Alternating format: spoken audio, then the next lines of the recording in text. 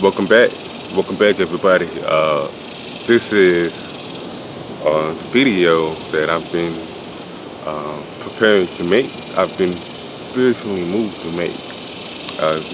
Probably the first video where you will hear this particular prophecy being spoken about. And in this particular prophecy, we talk about Paul. Now, Paul is a controversial figure for a lot of people who study the history of the scripture, and the reason for that is because he represents what we call the New Testament. Yahshua, who is Adam, also represents the New Testament, but Paul does more so because a lot of people believe he is a Christian. And that being said, there's nowhere in Scripture where Paul professes to be, or actually says that he is a Christian. But a lot of people believe that he is, and that's how he represents the New Testament. Now, for the people who have a problem with the New Testament, and there are quite a few people who have a problem with the New Testament, understandably so. It is because the New Testament was mainly written in Greek, and the New Testament was written by either the disciples themselves, which I would say is John, Matthew. Luke was a physician who came across the scroll. It was given to him, and it was called the Book of Luke. But Luke was actually written by a disciple named Matthew. So it is the Book of Matthew. But those scrolls were written in Greek. Now, at the time, that what a lot of people don't understand is that at the time, the people lived in Israel. They were under Roman occupation. They were under a Greek-speaking occupation, which is why either Greek or Latin. Latin was a poor man's language. Greek was a so-called educated language, so to speak. And at the time, the people there spoke Greek, just like in these times, being in what we know in Egypt, aka Babylon, we speak English, even though most African Americans and some Latinos are Israelites. We speak English. So if I'm writing something in English and speaking English, it's because I'm trying to reach those people in my vicinity. So I'm going to speak the language of our oppressor. Now, if I were to speak Yoruba, and I don't know I can't speak Yoruba fluently, but if I were to say Ekaro, Ekale, Bowasemi, you wouldn't understand what I said unless you learn the language. Bawani is what I meant. Bawani. And that's the same thing with what some are studying as far as the Hebrew alphabet, the Hebrew language. To me, it's a corrupted language. So I really don't put a lot of stock in it because it is mixed with a lot of Germanic roots. It has some Yiddish. It has some Yiddish characteristics in it, but nonetheless, most of the alphabet is of Paleo origin or Hebrew origin. So let me go ahead and not get into the. I want to give you a background of the controversy surrounding Paul, and this is one of the things.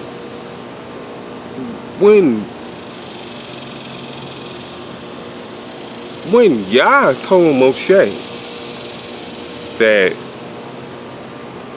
if a prophet shall raise up among us you, if his words are not the words that I command him to speak, you shall stone him, and he shall die. That is in the law. But if a prophet which comes unto you, whom I have sent, you shall hearken unto him. So the question then remains, was Paul sent by the Father?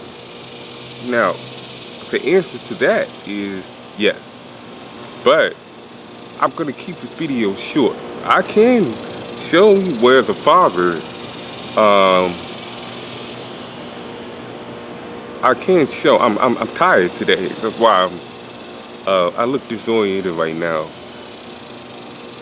Trying to get this video over with. I have one more thing to do. So I'm going to take a good long rest. I'm tired. Yeah, I'm going to keep this video short for that main reason too. Also, I just did my previous video was over maybe a little under 2 hours, and I understand a lot of people are not into long videos, so I'm trying to keep this short as possible. But as I was saying, how do we identify whether Paul was called by Yah? And there are two ways to identify it. I'm going to take the shortcut way. The shortcut way, we go to the Old Testament. And in fact, both directions, we go back to the OT, what is called the Old Testament. Let me set myself up. I didn't set myself up. Okay. And we're going to go to, if you don't have your Bibles out, go get your Bibles with you right now. We're going to go to Isaiah 42. Now, Isaiah 42 has been taught to us as a prophecy of the Messiah. And rightfully so, you know, I grew up with that understanding. And that understanding is taught to us from what we call the churches, the pastors. And it comes from a Christianity mindset. Now, when we start reading the scriptures with a Hebrew mindset, which is the mindset of the Father, the mindset of the prophet, the mindset of the Word, even the mindset of Paul, we begin to see that a lot of we need to read the scriptures in context. We need to begin to see that a lot of the prophecy that we think the Father is talking about the Son is really the servant to the Son. And, you know, we're gonna go ahead and break that down so you can see clearly for yourself. Now, 42:1. Isaiah 42:1. Behold, my servant. Now, behold, somebody's saying, behold. My servant is, whoever's saying, behold, my servant, right? Whom I upheld, mine elect, in whom my soul delighteth. I have put my spirit upon him, and he shall bring forth judgment to the Gentiles. He shall not cry nor lift up, nor cause his voice to be heard in the street. A bruised reed shall he not break, and the smoking flax shall he not quench. He shall bring forth judgment unto truth. Then we skip 44 and we go to verse 5. Now, mind you, the whole time that behold my servant in whom I have chosen, behold my servant whom I upheld, mine elect, whom my soul delighted. That particular entirety is speaking to his servant. Now, this is, as we get into it, we skip number 4, we go to number 5. Verse 5 tells us, thus saith Yahweh Elohim, he that created heavens and stretched them out, he that spread forth the earth, that which come out of it, he that giveth bread to the people upon it, and spirit to them that walk therein. The Lord is also the word for who?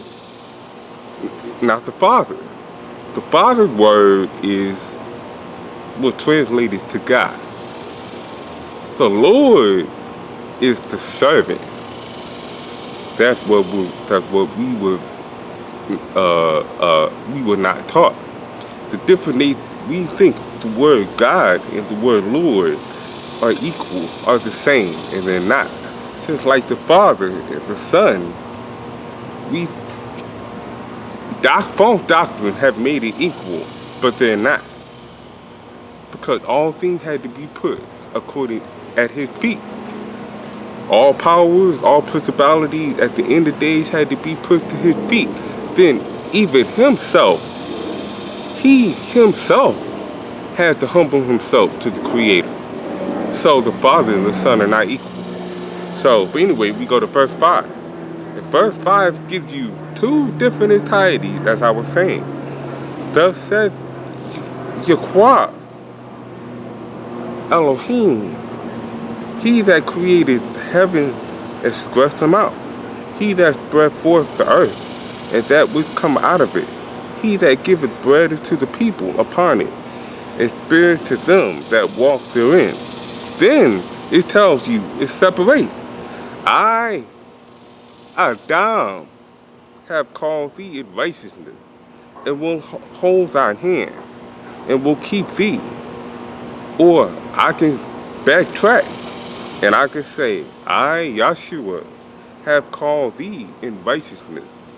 Or I can backtrack and say, I, Yahuwah, have called thee in righteousness. Now the question is, which one is it? That's why it's very important to differentiate between the word God and the word Lord. So we're gonna finish this verse, and then we're gonna reveal to you who was what. Okay? I'm gonna use the word the Lord. I know what it is. I want you to figure out what it is. It's time for you to do your work.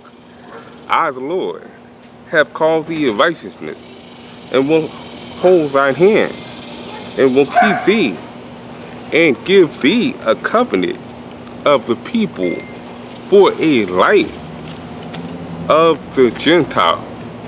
Right? Okay, now let's go to let's go to chapter. Let's go to the book of Matthew. In the book of Matthew, this is why a lot of us think that this verse is talking about Yahshua the Messiah. Alright, the book of Matthew, chapter 12, verse 18. Okay? Chapter 12, verse 18 says, Behold my servant, whom I have chosen, my beloved, in whom my soul is well pleased. I will put my spirit upon him, and he shall show judgment to the Gentile. He shall not strive, nor cry, neither shall any man hear his voice in the street. A bruised reed shall he not break, a smoking flax shall he not quench, till he send forth judgment unto victory. Now we're gonna go to the testimony of the Son, because that prophecy is not what the Son said. That prophecy is what the writer interprets it being talked about to the Son, because it was spoken of in Isaiah and came to be fulfilled in the Messiah. He fulfilled it, but he did not do the work. He simply fulfilled it. This is what I'm about to say. To be a light to the Gentile was not Yahshua's mission. He is a light in the days of judgment to all the nations on earth. But he's not a light to the Gentile. Who is the light to the Gentile? From Adam to Enoch, to Noah, to Moses, to David, to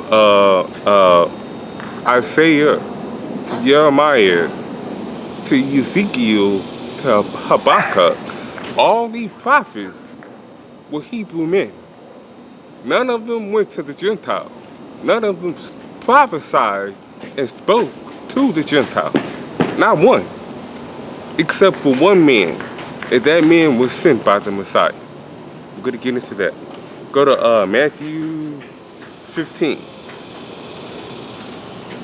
Matthew 15 is one of those verses where he testifies to you his purpose. And the way Matthew 15 was set up, let's go ahead and read it, and then I'll get back to you guys. Matthew 15, we're gonna start at verse 22. Okay, verse 22. And behold, a woman of Canaan came out of the same coast and cried unto him, saying, Have mercy on me, O Lord, thou son of David. My daughter is grievously vexed with the devil. But he answered her not a word. And his disciples came and besought him, saying, Send her away, for she crieth to us. Basically, she kept following them. She kept pleading, and his disciples wanted. But the only person that could send her away was the person she was calling for. And he didn't send her away. So he waited. Then he said, verse 24, But he answered and said, I am not sent, but unto the lost sheep of the house of Israel. Then came she and worshipped him, saying, Lord, help me. So that testifies to you of Yahshua's purpose. Yahshua's purpose was not to speak to the Gentiles. His purpose was to speak to his people, to gather up the tribe of the lost sheep of Israel. Now we're going to go to, matter of fact,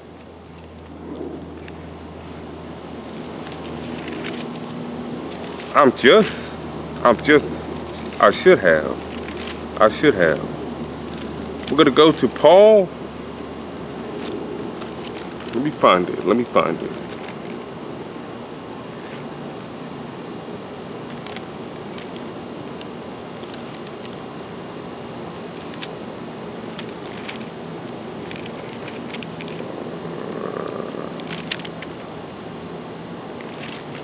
Okay, this is Stephen.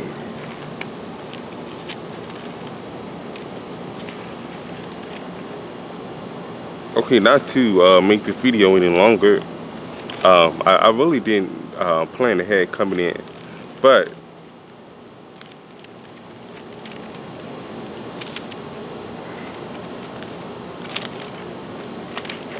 during Paul's ministry, after Yahshua was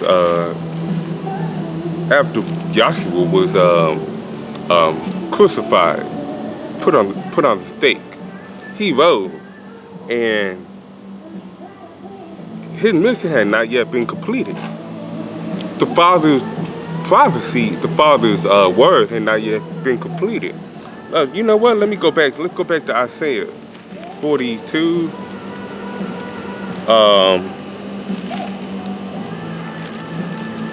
Go back to Isaiah 42.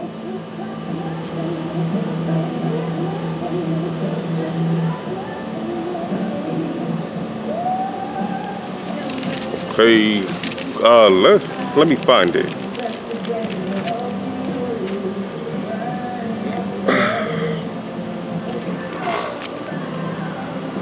Okay.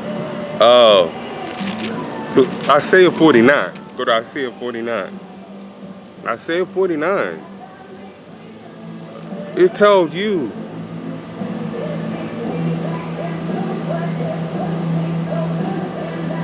We're gonna start at. I suggest you read all of 49, but to keep this short, let's go ahead and start at verse 6. Isaiah 49, verse 6. It says,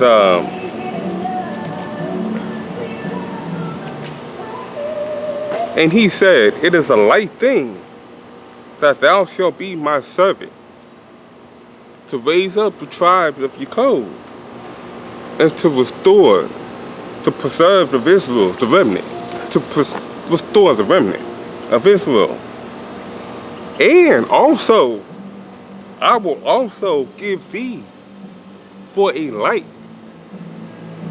to the Gentiles. I will give a light to thee for a light to the Gentiles, that thou mayest be my salvation unto the ends of the earth. Now, when Yahshua was put to the state, the Gentiles didn't know the word. Yahshua died and resurrected, never having preached or spread the word specifically to the Gentiles. So that ministry had to be accomplished. So we're gonna go to Acts 9. And I am in the New Testament. I broke down why the New Testament is controversial. I may do a different video in depth on the history of the New Testament. But for right now, let's go to Acts chapter 9. For those who really don't like to get into the New Testament, we're showing you something according to the Old Testament, according to the Old Covenant. So Acts 9, verse 3. And this is surrounding Paul. And as he journeyed, he came near Damascus, and suddenly there shined round about him a light from heaven. And he fell to the earth and heard a voice saying unto him, Saul, Saul, why persecutest thou me? And he said, Who art thou, Lord? And the Lord said, I am Yahshua, whom thou persecuted.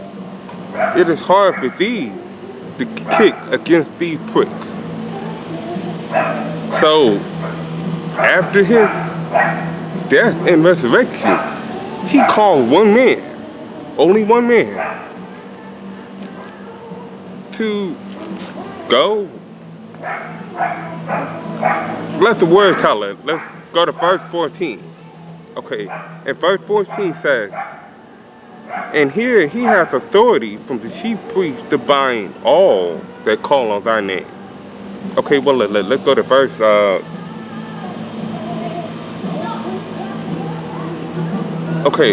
verse 13 and verse 14. Verse 13 and verse 14 on your own time. Verse 15.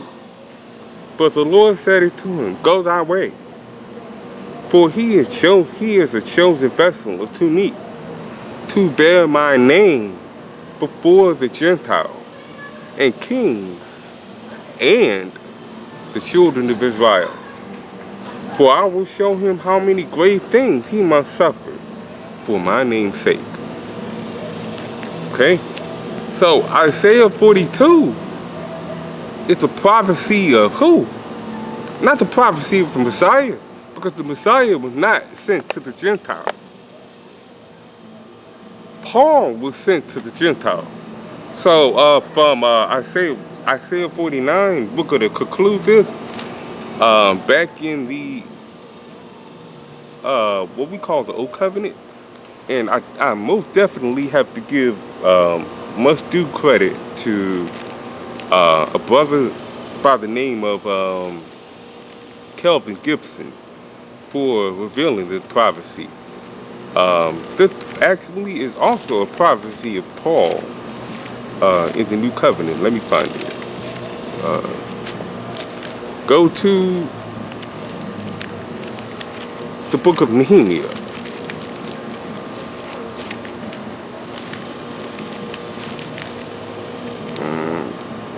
Nehemiah should be Jonah.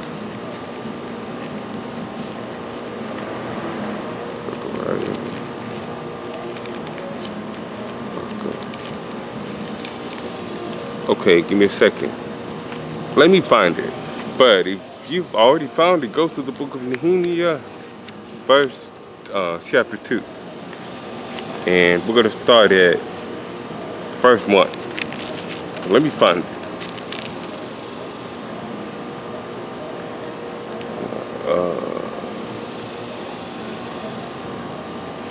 Let's see. I got it glued together. The book glued together. Okay, that's what I feel to say.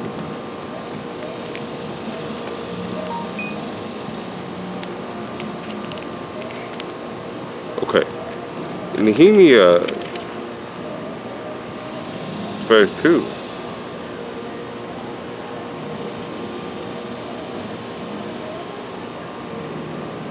No, that's not it. That's not it. What did he say it was?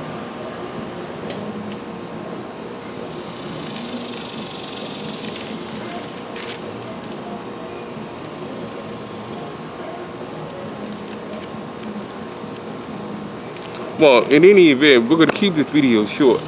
I will save that verse. Let me refer back to him. I will save that verse for an extended video of Paul in the Old Testament, the prophecy of Paul being confirmed in the OT. But I do hope I'm shining a little light, so to speak, on the prophecy of Isaiah 42, and have built around enough construct, precept, and line verses, line by line, precept by precept, here a little, there a little. I hope I have built a solid foundation for you guys moving forward with the prophecy of Paul in the OT. And as I would like to end this, I wish everybody well, one love, and in Yah. May Yah be with you. Shalom. Shalom. May Yah be with you. Shalom.